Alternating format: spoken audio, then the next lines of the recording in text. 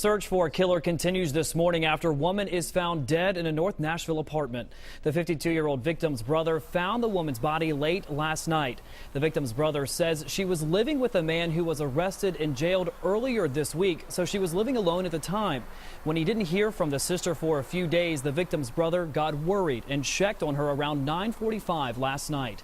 Police have not released the woman's name or how she died. 4 people facing charges in the deaths of 2 Mississippi police officers will appear in court later today. The officers were shot and killed over the weekend after a traffic stop for speeding. 3 of the suspects, were arrested within hours of the killings. A 4th person was arrested later and charged with obstruction of justice. The community gathered last night for a candlelight vigil honoring the officers.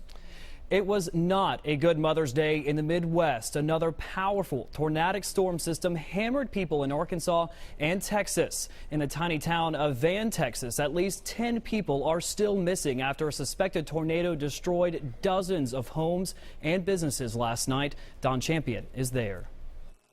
The devastation stretches for blocks in the town of Van, Texas. People here spent the morning salvaging what they could. Authorities say a tornado damaged about 1/3 of the homes here, scattering debris everywhere. Mike Dewey rode out the storm in his bathroom with 8 members of his family. There's nothing but a concrete slab.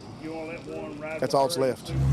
Crews are trying to restore roads and bridges as quickly as possible so emergency crews can gain access. More than 24 residents were sent to the hospital with injuries. Search teams are going door to door here in the town of Van looking for anyone who might be injured or trapped.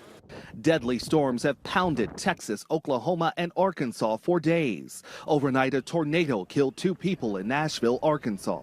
I don't know that I've seen this kind of damage in Nashville since I've been in the department here for over 17 years. Days of torrential rains triggered massive flooding in parts of North Texas. Rescue teams plucked stranded people from raging waters. I don't do Ferris wheels. I don't do nothing like that. And here they strapped me in a harness and we're spinning, and all I could see was colors. Forecasters expect the rain to let up in North Texas today, but the wet weather could return later in the week.